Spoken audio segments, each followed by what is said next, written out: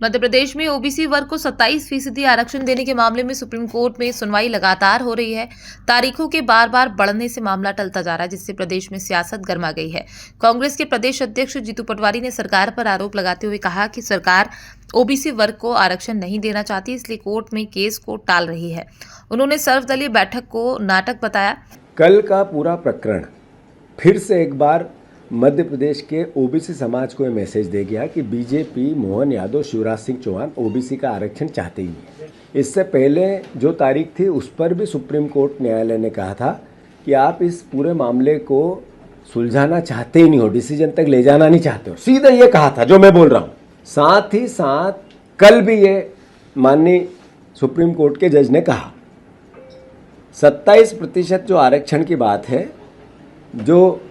बात है, उसमें सरकार की नीति है कैसे तारीखें आगे बढ़े, टले, जीरो ही नहीं, डिसीजन तक जाए नहीं, समाज ओबीसी समाज को 27% आरक्षण मिले ही नहीं, ये सरकार की नीति। और इसीलिए 100 करोड़ रुपए वकीलों को दिए। मोहन यादव ने जो सर्वदलीय मीटिंग बुलाई थी मुख्यमंत्री जी ने, नाटक था, ढोंग था। हमारे को भी अपने पाप में उनके साथ लेने की कोशिश थी, पर हम नहीं आए उनके पाप में सान लेने। हमें पता है, हम क्लियर कट ओबीसी का आरक्षण कमलनाथ जी लेके आए थे, ओबीसी को आरक्षण हम देना चाहते। तो मैंने कल भी कहा था कि अन्याय है उन बच्चों के साथ जिनकी नियुक्तियां हो गई है, जिनका सिलेक्शन हो गया, नियुक्तियां नहीं मिल रही हैं। और फिर से मैं आज भी जीरा थी, आज भी वकील उसको टालने की, सरकार के वकील टालने की कोशिश कर रहे हैं। और मैं समझता हूं कि सुप्रीम कोर्ट की तारीख आज भी आगे बढ़ गई है। ये अपने आप में इनका असली चेहरा बता रहा है। जो शिवराज जी ने पाप किया ओबीसी समाज के साथ, जो मोहन यादव कर रहे हैं, जो बीजेपी कर रहे हैं। वहीं पिछड़ा वर्ग मंत्री कृष्णा गौर ने कांग्रेस पर पलटवार करते हुए कहा कि कमलनाथ सरकार ने बिना तैयारी के कानून लाया था, जिसे कोर्ट में चुनौती मिली। उन्होंने कहा कि वर्तमान सरकार ओबीसी वर्ग के हित में है और सुप्रीम कोर्ट में सच्चाई के साथ रिपोर्ट पेश की गई है। मुकदमे में सभी दल सहमत हैं, लेकिन कोर्ट में तारीखों के लगातार बढ़ने से ओबीसी आरक्षण पर विवाद बना हुआ है। सरकार का कहना है कि तारीखें कोर्ट के निर्णय पर निर्भर हैं और वे अपना पक्ष मजबूती से रख रहे हैं। आज कांग्रेस पार्टी के प्रदेश अध्यक्ष श्री जीतू पटवारी का एक बयान आया, जिसमें वे ओबीसी आरक्षण को लेकर भारतीय जनता पार्टी पर अनर्गल आरोप लगा रहे हैं। मैं श्री जीतू पटवारी जी से पूछना चाहती हूँ कि इस देश में 55 सालों तक सत्ता का सिंहासन का सुख भोगने वाली कांग्रेस पार्टी ने कभी ओबीसी वर्ग के आरक्षण की चिंता की?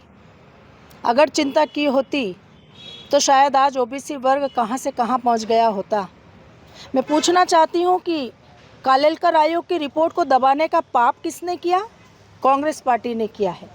मैं पूछना चाहती हूँ कि मंडल कमीशन की रिपोर्ट दबाने का काम किसने किया? कांग्रेस पार्टी ने किया। मैं पूछना चाहती हूँ कि राष्ट्रीय पिछड़ा वर्ग आयोग को संवैधानिक दर्जा देने की मांग भारतीय जनता पार्टी लगातार करती आ रही थी, लेकिन सत्ता के मद में मदहोश कांग्रेस पार्टी ने कभी भी राष्ट्रीय पिछड़ा वर्ग आयोग को संवैधानिक दर्जा नहीं दिया। प्रधानमंत्री श्री नरेंद्र मोदी जी ने राष्ट्रीय पिछड़ा वर्ग आयोग को संवैधानिक दर्जा देने का काम किया। आज कांग्रेस पार्टी से मैं पूछना चाहती हूँ कि इस देश में प्रधानमंत्री के पद को ओबीसी से सुशोभित करने का काम भारतीय जनता पार्टी ने किया है। आपने 55 सालों तक इस देश पर राज किया, लेकिन कभी भी ओबीसी वर्ग की सुधि नहीं ली। सिर्फ ओबीसी वर्ग कैसे भी विकास की मुख्य धारा से नहीं जुड़ पाए, इस दिशा में प्रयास करते रहे।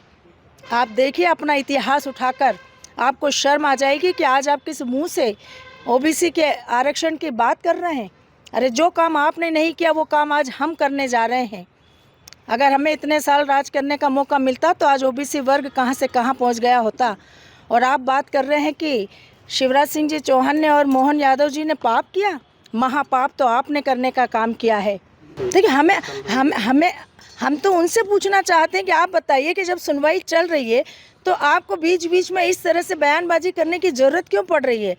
क्यों ज़रूरत पड़ रही है? जब वहाँ सुनवाई चल रही है, लगातार हमारे वकील, हमारे सामाजिक संगठनों के वकील वहाँ खड़े हैं, मजबूती के साथ अपना पक्ष रख रहे हैं, तो स्वाभाविक रूप से सुप्रीम कोर्ट जो सुनवाई हो रही है उसमें हमारा पक्ष भी सुन रहा है। और उसके बाद सुप्रीम कोर्ट के विवेकाधीन का ये प्रश्न है कि वो तारीख आगे कौन सी तारीख देते हैं। ये आप और हम मिलकर तय नहीं करते कि तारीख कौन सी मिलनी चाहिए। ये सुप्रीम कोर्ट का ही विवेकाधीन होता है कि आगे कौन सी तारीख मिलनी चाहिए।